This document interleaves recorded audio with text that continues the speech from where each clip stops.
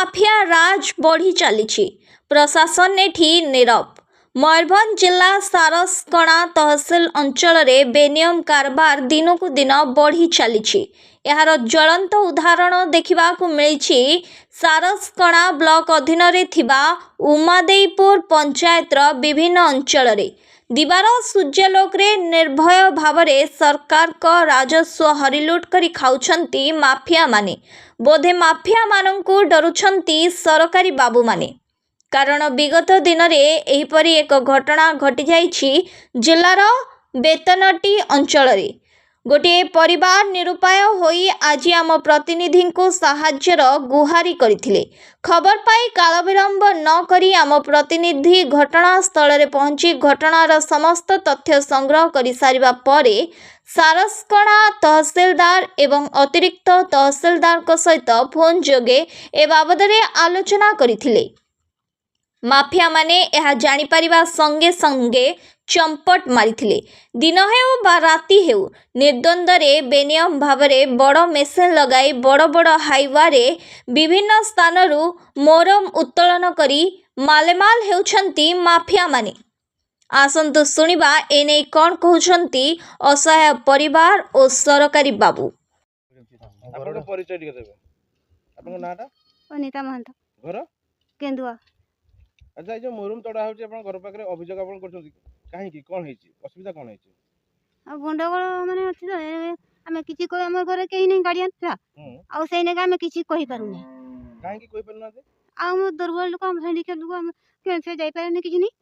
ଆଉ ସେଇ ହିସାବରେ ସେମାନେ ମାନେ ଦେଖନ୍ତୁ, ଆଉ ଜବରଦସ୍ତ ମାନେ ତାର ଘରଟା କିଛି ହେଇଯାଏ, ଆପଣ କି ଘରେ ଯଦି କିଛି ହେଇଯାଏ ଆମର ଅସୁବିଧା, ଘର ପାଖରେ ଲଗେଇକି ତାড়িছে। ଆଉ ଛୁଆ ପିଲା ଯଦି ପଡ଼ିବ କି କରିବ, କିଛି ହବ, କିଛି ଅସୁବିଧା, ଗାଈ ଗୋରୁ ଯଦି ଏଠି କିଛି ହେଲା, ଯିଏ ଖୋଳିଛନ୍ତି ତାଙ୍କୁ କିଛି ଆପଣ ଅଭିଯୋଗ କରିଛନ୍ତି? ନାଇଁ ନାଇଁ ନାଇଁ। ମାନେ ଭୟରେ କରିନାହାନ୍ତି ନା ଆପଣ କି ପାଇଁ କରିନାହାନ୍ତି? ଆଉ ଭୟ ନାହିଁ, ଆମର କିଛି କେହି ନାହିଁ ନା, ସେ ପାଇଁ ହଁ କହିନାହାନ୍ତି। କୋଡ଼ି ଗଣ୍ଡକ ସେମାନଙ୍କର ନା। ଏ ମୁରୁମ ଗୁଡା କୋଉଠୁ ଯାଉଛି ଆଜ୍ଞା? ଆମେ ଜାଣିନି। କେତେ ଦିନ ହେଲା ତାଡ଼ା ହେଉଛି? ଏଇ ଆଜି ନେଇ ଆମ ଗାଁରେ ତାଡ଼ା ହେଇଗଲା 10-12ଟା ତାଡ଼ା ହେଇଛି।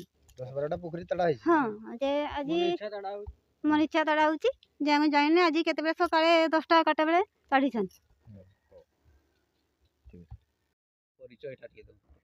ଆମ ଘର ଆଜ୍ଞା ନେଦାଭାଟି ସାଇକୁ ରହିଛି, କିନ୍ତୁ ଆମର ଆଧାର କାର୍ଡ଼ ରେସନ କାର୍ଡ଼ ସବୁ କେନ୍ଦୁଆ।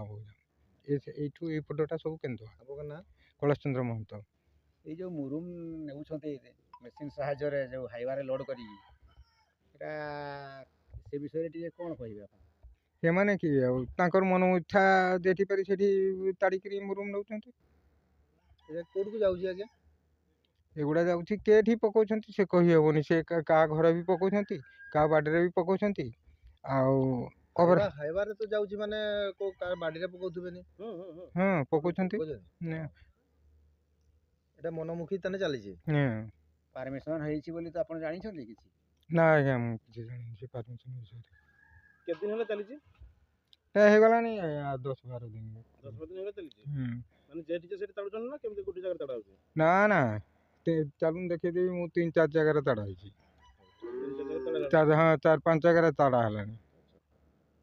ଆପଣ ଅବଜେକ୍ସନ କରିଛନ୍ତି କାହାକୁ? ନା ଆଜ୍ଞା, ମୁଁ କାହାକୁ ଅବଜେକ୍ସନ ତାଙ୍କୁ ଯିଏ ଖୋଳୁଥିଲେ ତାଙ୍କୁ କିଛି ଅବଜେକ୍ସନ କରିଛନ୍ତି? ତାଙ୍କ ଅବଜେକ୍ସନ ମାନେ ମୋ ଖତଖାନା ଉପରେ ଖତକୁ ଓଡ଼େଇ ଦେଇକିରି ସେଠି ରାସ୍ତା କରି ମୁରୁମ ପକେଇକିରି ନେଉଥିଲେ। ସେଟା ଜବରଦସ୍ତ କିଛି କହିନି। ମୁଁ ସେଇଠୁ କହିଲା ବେଳକୁ ସେ କହିଲା ହଉ ଆମର ଭୁଲ ହେଇଯାଇଛି, ଆଉ ତେଣୁ ଆପଣଙ୍କର ସେଇଟା ମୁରୁମ ଆମେ ଓଡ଼େଇ ଦେବୁ। କିନ୍ତୁ ମୁରୁମ ଏପର୍ଯ୍ୟନ୍ତ ସେଠୁ ଗାଡ଼ି ନେଇ ପଳେଇଲେ। ମୁରୁମ ଯେମିତି ଇଚ୍ଛା ସେମିତି ଦେଲା, ଓଡ଼େଇଲେନି? ନାଇଁ। ଠିକ ଅଛି, ଆପଣଙ୍କ ପରିଚୟ ଦେବେ। ମୋ ଘର ହେଉଛି କେନ୍ଦୁଆ। ଆପଣଙ୍କ ନାଁ? ମୋ ନାଁ ଜଗନ୍ନାଥ ମହାନ୍ତ। ଆଚ୍ଛା, ଏଇ ଯୋଉ ମୁରୁମ ତାଡ଼ା ବାବଦରେ ଆପଣ କ'ଣ ଅଭିଯୋଗ କ'ଣ ଅଛି? ଅଭିଯୋଗ କ'ଣ କହିବି, ଘର ପାଖରେ ମୁରୁମ ତାଡ଼ୁଛନ୍ତି, ଘର ଏମିତି ଜରକୁଛି, ସବୁ ହେଉଛି। ଆଗରୁ ଗାତ ଗୋଟେ ଥିଲା, ଯେ ଅଳ୍ପ ଟିକେ ଗାତ ଥିଲା, ପାଣି ବି ଜରକୁଥିଲା, ତ ଆମେ କିଛି କୁହେନି। ଆମେ ଏଥିପାଇଁ କୁହେନି ଯୁକ୍ତି ତୋର ଲାଗୁନି ବୋଲି। ମାନେ ଏଇଟା ଅଲଗା ଲୋକର ଜାଗା? ଆଜ୍ଞା। ଟିକଟ ଜାଗା ନା ପ୍ରାଇଭେଟ ଜାଗା? ସେଟା ଆଜ୍ଞା ଆମେ କହିପାରିବୁନି। ସେଟା ଜାଣିନାହାନ୍ତି? ନା। ଆଉ ଏଇ ବାବଦରେ ଏଠି ଯୋଉ ମୁରୁମ ତାଡ଼ା ହେଉଛି, ଆପଣ ଏ ବାବଦରେ କାହାକୁ କିଛି ଅଭିଯୋଗ କରିଥିଲେ? ନା, କିଛି କାହାକୁ ଅଭିଯୋଗ କରିନି। କାହାକୁ କିଛି ଅଭିଯୋଗ କରିନାହାନ୍ତି? କାହିଁକି କରିନାହାନ୍ତି? କାହିଁକି ନା ସାର୍, ଏମାନେ ତ ଜାଣିଛ, ଆପଣ କ'ଣ କହିବି, ଫିସ୍କୁଟିଆ ଥୁଣ୍ଟିଆ ଲାଗୁନି ନା ସେଥିପାଇଁ। ଆଉ ଆମ ଘରେ ମୋ ବାପା ବି ନାହାନ୍ତି, ଆମେ 2 ଜଣ। ଆମେ ଯଦି କେହି କିଛି ଏଇନା ଗଣ୍ଡଗୋଳ କରିବେ ଆମେ କ'ଣ କରିବା? ସେଇଥିପାଇଁ ଆମେ କିଛି କରିବୁ। ଆଚ୍ଛା, ଗଣ୍ଡଗୋଳକୁ ଭୟ କରି ଆପଣ ତାହେଲେ କିଛି କହିନାହାନ୍ତି। ଆଜ୍ଞା। ସାର୍ ଆପଣଙ୍କ ପରିଚୟ ଦିଅନ୍ତୁ। ମୁଁ ସଦାନନ୍ଦ ଡେଲକି, ଆଡ଼ିସନାଲ୍ ତହସିଲଦାର ସାରସକଣା। ସାର୍ ଆମ ସାରସ୍କଳ ଅଞ୍ଚଳରେ ବିଭିନ୍ନ ଜାଗାରେ ବେନିୟମ ଭାବେ ମୁରୁମ ଚୋରି ଚାଲାଣ ଚାଲିଛି। ସେଇ ବାବଦରେ ସାର୍ ଆପଣଙ୍କ ପାଖରେ କ'ଣ କିଛି ଅଛି କି ଅଭିଯୋଗ ଆପଣ ଅଛନ୍ତି? ମୁଁ ଏ ବିଷୟରେ କହୁଛି ଯେ ମାନେ ଆମକୁ ଯେତେବେଳେ ଇନଫର୍ମେସନ୍ ହେଉଛି କେଉଁ ଜାଗାରେ ବେଆଇନ ଭାବରେ ଯଦି କୌଣସି ଜାଗାରେ ମାନେ ବାଲି ହଉ କି ମୁରୁମ ହଉ ଯଦି ଖୋଳା ହେଉଛି, ଇନଫର୍ମେସନ୍ ଯଦି ଆମ ପାଖରେ ଆସୁଛି ତାହେଲେ ଆମେ ସେ ଜାଗାକୁ ସ୍ପଟକୁ ଯାଇକିରି ସେଠି ତଦାରଖ କରୁଛୁ। ତଦାରଖ କରିକିରି ଆମେ ମାଇନିଂ ଡିପାର୍ଟକୁ ଏବଂ ପୋଲିସ ଡିପାର୍ଟକୁ ଆମେ ଇନଫର୍ମେସନ୍ କରୁଛୁ। ତ ଆଜି ସାର୍ ଏଇଭଳିଆ ଘଟଣା ଗୋଟେ ଘଟିଛି ଅଞ୍ଚଳରେ। ସାର୍ ଯେଉଁ ନେତାଭାଡ଼ି ଅଞ୍ଚଳରେ ପ୍ରାୟ 10-12 ଜାଗାରେ ଖୋଳାଖୋଳି ହେଇଛି, ପୋଖରୀ ଖୋଳିଆ ଖୋଳିକି ସେମାନେ ମୁରୁମ ନେଇଯାଉଛନ୍ତି। ତ ସେ ବିଷୟରେ ଆପଣଙ୍କ ପାଖରେ କିଛି ତଥ୍ୟ ଅଛି? ଦେଖନ୍ତୁ, ସେ ବିଷୟରେ ଆମ ପାଖରେ ତ କିଛି ତଥ୍ୟ ନାହିଁ।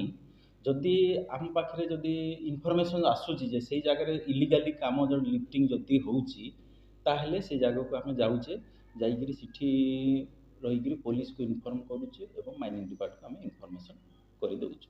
ତେବେ ବର୍ତ୍ତମାନ ସୁଦ୍ଧା ଆପଣଙ୍କ ପାଖରେ ସେଭଳିଆ କିଛି କାଗଜପତ୍ର କିଛି ନାହିଁ? ହଁ, ଆମ କାଗଜପତ୍ର ତ କିଛି ନାହିଁ। ଯେତେ ଆମକୁ କ'ଣ ହେଉଛି ନା, ଆମକୁ ମାଜିଷ୍ଟ୍ରେଟ୍ ଆକାରରେ ଡ୍ୟୁଟି ପଡ଼େ। ଯେତେବେଳେ ମାଇନିଂ ଡିପାର୍ଟର ମାଇନିଂ ଆସନ୍ତି ସେତେବେଳେ ଆମକୁ ମାଜିଷ୍ଟ୍ରେଟ୍ ଡ୍ୟୁଟି ପଡ଼େ। ମାଜିଷ୍ଟ୍ରେଟ୍ ଡ୍ୟୁଟି ପଡ଼ିଲେ ଆମେ ତାପରେ ସେଟାକୁ ଇନଫୋର୍ସମେଣ୍ଟ କରୁ। ଇନଫୋର୍ସମେଣ୍ଟ କରିକି ସେ ଜାଗାକୁ ସିଜ୍ କରୁ।